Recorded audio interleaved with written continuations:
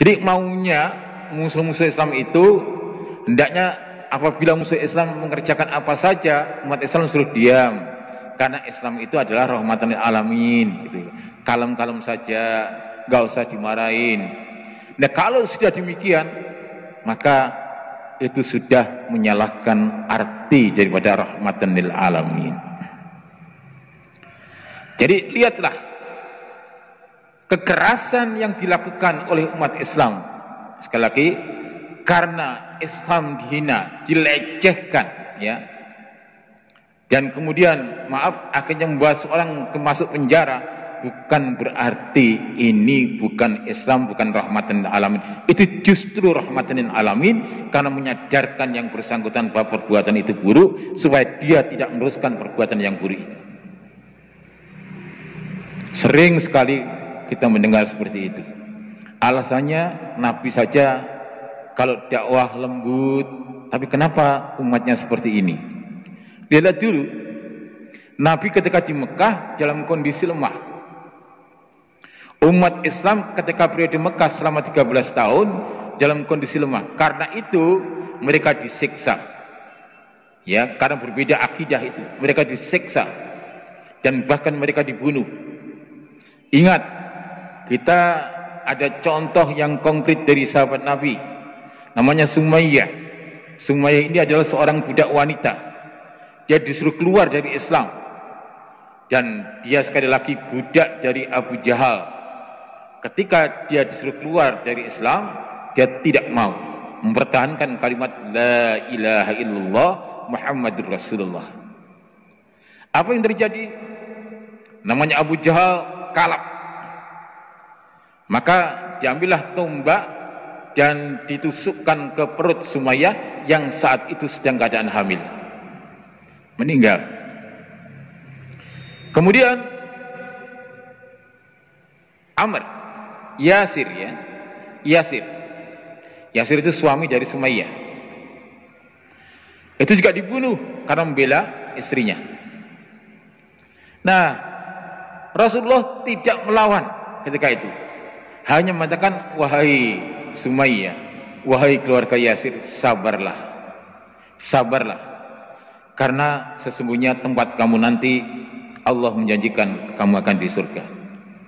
Belum perlawanan, karena kondisi pada saat itu sekali lagi umat Islam masih di dalam keadaan lemah. Nah, ketika sedikit demi sedikit umat Islam diusir, ya, mereka diusir, maka semuanya kekayaan yang ada di rumahnya itu dirampas oleh orang-orang kafir. Dan ketika itu orang Muslim tidak melawan karena dalam keadaan lemah. Nah, sekarang mari kita lihat pada periode Madinah, Rasulullah ini sekali lagi mulai menampakkan kekuatannya.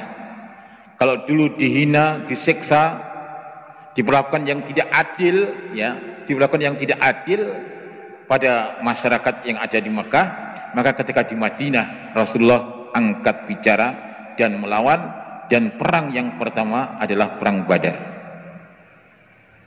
Di sini jumlah umat Islam, maaf, sedikit dibandingkan dengan orang-orang kafir.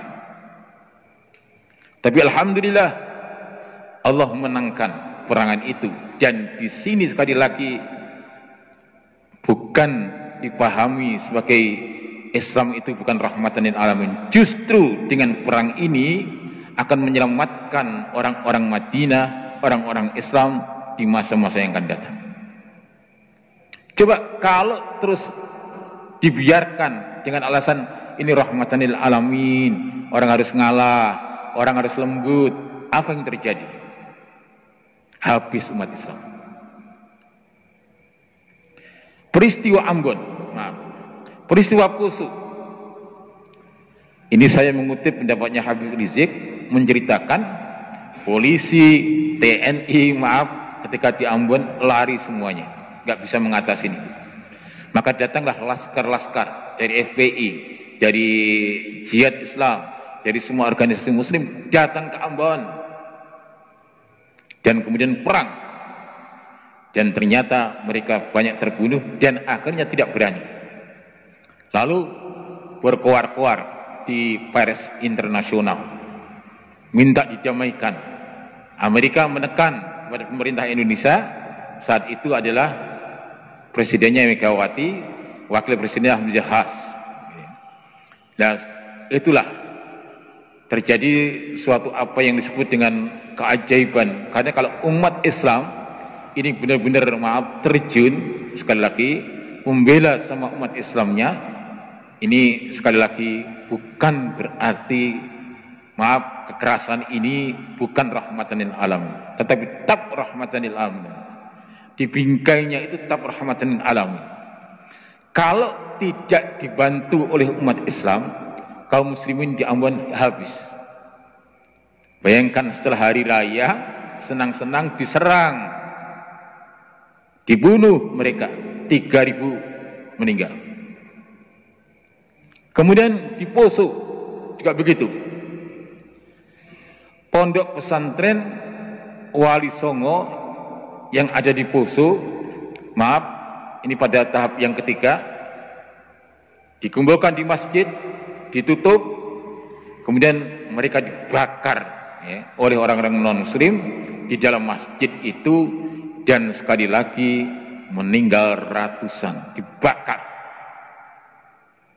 Ketika itu umat Islam diremehkan, lalu datanglah pasukan-pasukan laskar-laskar dari berbagai organisasi dan siap perang 7 hari 7 malam. Dan ketika itu sekali lagi mereka keok, tidak bisa melawan umat Islam. Jadi jihad ini bukan berarti bukan rahmatan lil alamin, justru rahmatan lil alamin. Kalau tidak demikian umat Islam habis. Dan Islam sekali lagi bisa memilah mana yang boleh dibunuh, mana yang tidak. Anak-anak tidak boleh dibunuh, wanita tidak boleh dibunuh, orang tua tidak boleh dibunuh, orang yang sedang di tempat ibadah tidak boleh dibunuh. Tapi yang mereka, sedangkan mereka sekali lagi, mereka ketemu siapa saja, wanita-wanita dibunuh, bahkan diperkosa. Ini suatu fakta ya, fakta yang nyata. Mari kita melihat, jangan hal yang dilihat kekerasan itu dianggap bukan rahmatan lil alamin.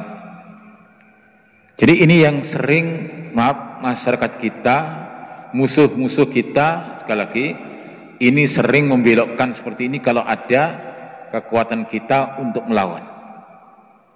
Tapi sebaliknya kalau mereka menyerang kita, maunya dibiarkan gitu, kita harus sabar, gitu, sabarlah. Padahal kita sudah periode Madinah, saudara, bukan periode Mekah. Periode Mekah kita ngalah karena apa?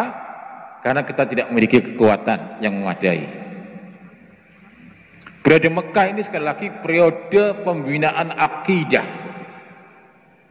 Secara jumlah ketika periode Mekah itu kita masih sedikit. Jadi tidak ada 150 orang ketika itu. Melawan suku-suku yang begitu besar itu sulit untuk menang. Sekali lagi sulit untuk menang, sulit untuk melawan. Karena itu sekali lagi ketika umat Islam disiksa, maka kata Rasulullah, sabar, fa inna ma'udikum al-jannah, karena janji Allah kepada kamu itu adalah surga. Selalu dihibur. Tapi kalau sudah berada di Madinah, maka angkat senjata. Di sini sekali lagi jangan sampai pengertian rahmatan lil alamin ini dibelokkan untuk menjadikan umat Islam lemah. Jadi kata Habib Rizik, ya ini kata Habib Rizik, umat Islam itu kamu punya apa? Punya HP, punya Instagram, punya apa saja, belalah Islam. Ya kalau ada Twitter yang ini memojokkan Islam, ini bukan kita diam, tapi sekali lagi kita melawan, kita membenarkan, kita meluruskan. Karena satu orang itu kadang-kadang punya 1000 akun yang intinya menghina Islam, intinya memojokkan Islam, intinya menuduh Islam sekarang di Indonesia ini. Yang dikatakan anti Pancasila, anti NKRI, anti Undang-Undang Dasar 45, anti toleransi, radikal, ya, itu selalu dialamatkan kepada umat Islam. Padahal dengan jujur, ya, ketika Indonesia ini merdeka, siapa yang paling berjasa?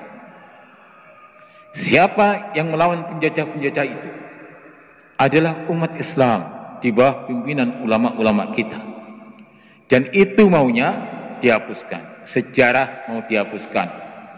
Sekarang diganti, ya, dengan mereka, dengan cara mengolok-olokkan kita.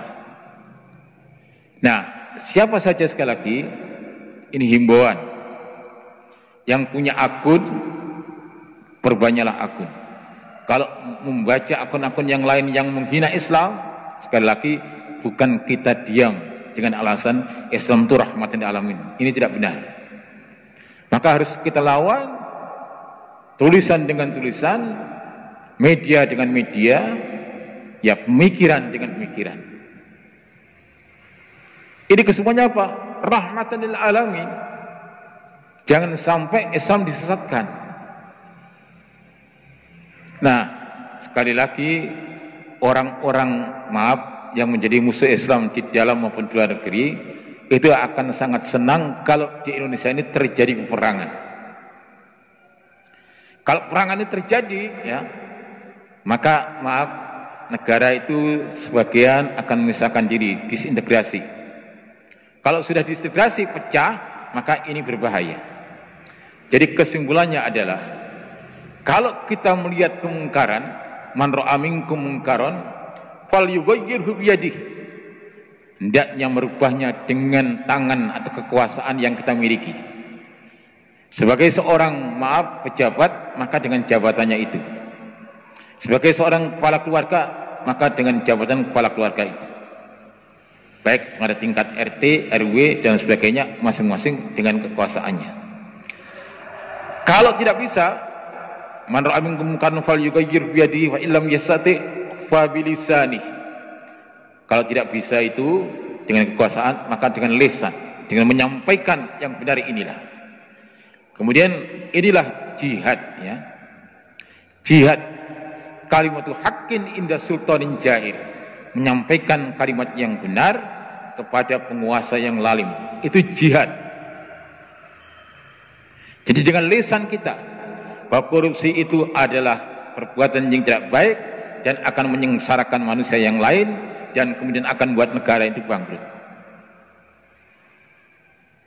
Nah, kalau lisan tidak bisa, jangan lupa, wa illam yastati' fa biqalbihi, dengan hati atau doa, atau kita tidak menyetujui perbuatan itu.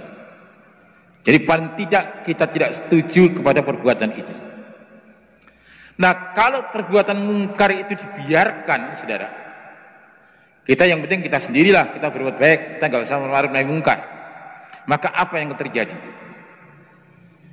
Allah akan memberikan siksaan, ya, karena kita tidak mau amar ma'ruf nahi mungkar dan kemaksiatan dibiarkan. Dan kemudian kalau sudah menurunkan azabnya Allah, gitu ya, Allah sudah menurunkan azabnya, ini semuanya kena. Yang beriman kena, apalagi yang tidak beriman, apalagi yang berbuat maksiat, semuanya kena. Ayya'amallahu biqabihim, Allah meratakan iqab itu kepada semuanya. Karena kesalahannya apa? Kita tidak amar ma'ruf nahi mungkar. Yang seharusnya kita harus menegakkan dua perintah ini, al-amru bil ma'ruf wan nahyu 'anil munkar. Kalau ini tidak dilakukan, maka azab Allah akan merata, tidak pilih-pilih, ya. Tidak pilih-pilih. Nanti, maaf, ketika Imam Mahdi dilantik, ya, dilantik di dekat dengan Ka'bah, maka ada serangan dari tentara-tentara non-muslim, terutama dari Syria, datang untuk menghancurkan Imam Mahdi.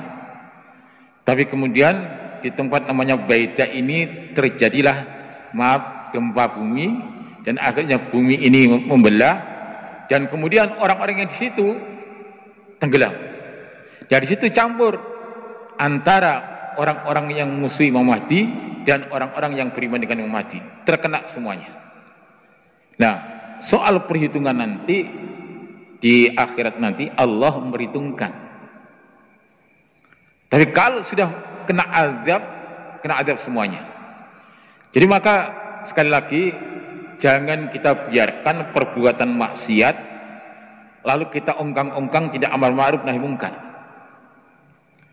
Itu nanti kalau mereka menjawab, ini saya yang berbuat, kenapa kamu kok ikut-ikut?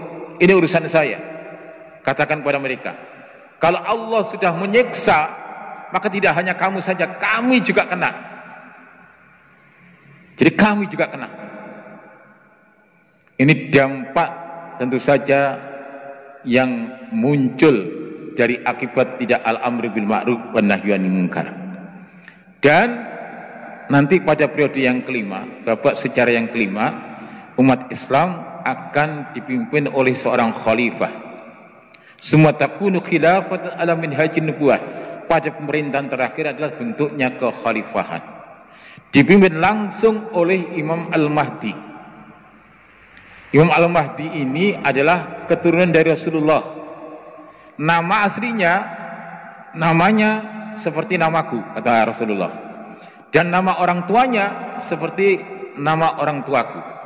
Jadi Imam Mahdi nanti namanya Muhammad bin Abdullah. Kapan akan dikeluarkan atau diutus di tengah-tengah umatku? Maka sabda Rasulullah dalam hadis yang diriwayatkan Ahmad, "Ubasyirukum bil Mahdi." Saya akan berikan kabar gembira tentang datangnya Imam Mahdi. Ubasyirukum bil Mahdi, yub'atsu fi ummati ala ikhtilafin minan nas. Yang diutus di tengah-tengah umatku ketika umatku menghadapi 4 gejala. Yang pertama, terjadinya konflik antar umat manusia. Konflik tajam. Yang kedua, az-zalazil. Bencana alam datang silih berganti, tidak pernah berhenti. Terus silih berganti. Yang ketiga, kezaliman di mana-mana merajalela. Jadi kezaliman sudah mewarnai kehidupan sehari-hari. Dan keempat, ketidakjujuran. Jadi bohong, dusta, tidak jujur itu sudah mewarnai. Sekarang ini kelihatannya sudah waktunya ya. Mudah-mudahan Imam Mahdi betul-betul datang akan merubah seperti itu. Dan kita akan menangi atau tidak, wallahu alam. Tapi hadis tentang Imam Mahdi ini adalah mutawatir. Ulama-ulama mensahihkan hadis ini bahkan pada tingkatan mutawatir. Syekh Nasruddin Al-Albani, seorang ahli hadis, itu mengatakan sahih hadisnya. Dan banyak yang mengatakan, ulama-ulama ahli hadis, mutawatir maknawi. Jadi tingkat pada mutawatir yang mesti harus kita percaya. Jadi sekali lagi, jangan salah pengertian tentang rahmatan lil alamin yang itu menjadi isu dari musuh-musuh Islam yang diserangkan kepada umat Islam. Inilah kira-kira yang bisa saya sampaikan. Mohon maaf atas segala kekurangan. Terima kasih atas segala perhatian. Monggo mungkin kalau ada dialog kita persilahkan. Baik, sama sekalian, kalau ada pertanyaan mungkin cuman 3 orang saja, jangan banyak-banyak. Monggo. Ya, enggak ada? Kayaknya enggak ada, Ustaz. Tapi ya itulah, pada saat ini kita mungkin bisa melihat dengan jelas amar ma'ruf yang nahi munkar ini, yang kemudian yang kita ingatkan koruptor, penjahat. Maka yang sakit hati itu tidak saja penjahatnya, tetapi juga kadang saudara-saudara yang mengaku muslim pun juga merasa sakit hati, sehingga kemudian mereka mendikotomi, ada ulama sejuk dan ulama garis keras. Dan kekhawatirannya adalah ketika mereka menolak ulama garis keras yang notabene-nya adalah menjalankan salah satu dari perintah Allah, begitu Ustaz ya. Nah, ini merupakan pengingkaran dari salah satu keimanan mereka, antara ayat yang satu dengan bagian ayat yang lain. Kira-kira seperti itu Ustaz ya. Ya. Mungkin sebagai closing statement Ustaz atas pernyataan saya ini, ada closing statement dari Ustaz. Jadi sebenarnya mereka itu hanya memahami satu ayat gitu ya, tidak mengkaitkan dengan ayat-ayat yang lain. Jadi rahmatan lil alamin dipahami itu halus, lembut gitu ya. Nah kalau keras gimana? Bukan rahmatul alamin kata mereka. Itu bukan. Justru dengan kerasan itu dalam hal-hal tertentu itu sebagai rahmatan lil alamin. Jadi misi Islam itu betul rahmatan lil alamin. Semua yang diperintahkan oleh Allah kepada umat manusia terutama orang Islam itu semuanya adalah dalam rangka, dalam bingkai rahmatan lil alamin. Hanya saja jangan mengambil ayat itu sepotong-potong, hanya satu ayat tidak dikaitkan dengan ayat-ayat yang lain. Contohnya, orang-orang non-muslim selalu mengatakan, waqtulu min haitsu, kalau kamu ketemu orang Islam, ketemu orang kafir, bunuh dia. Dia tidak melihat konteksnya. Itu ketika apa gitu. Sehingga mereka memahami hati-hati dengan orang Islam. Karena orang Islam itu setiap ketemu dengan orang kafir, maka pemikiran mereka akan bunuh kita. Hati-hati. Padahal konteksnya ketika itu di dalam keadaan perang. Kalau kamu dalam keadaan perang melawan orang kafir, dimanapun orang kafir, bunuh dia. Tapi di luar perang gimana? Ya tidaklah. Jadi sekali lagi konteksnya telah disalahpahami. Seperti Saifuddin Ibrahim. Saifuddin Ibrahim itu seorang yang dulunya Muslim, kemudian sarjana Islam, jadi pengurus Mahat Zaitun, kemudian keluar dari Islam menjadi pendeta, dan sekali lagi memahami ayat-ayat Al-Quran hanya sepotong-potong, tidak melihat konteksnya. Ini Saifuddin Ibrahim. Maka hati-hati benar, orang-orang yang seperti itu selalu mendistorsi, menyelewengkan ayat-ayat Al-Quran. Mereka hanya membaca sepotong. Kalau orang sepotong itu gimana sih? Kan belum komplit. Akhirnya diselewengkan menjadi topik untuk mencari kelemahan Islam. Bagi orang yang tidak memahami Islam, oh kalau gitu benar itu. Tapi bagi orang yang memahami Islam yang sebenarnya, Saifuddin Ibrahim telah sekali lagi mendistorsi, ya, menyelewengkan ayat-ayat Al-Quran. Ini saya kira.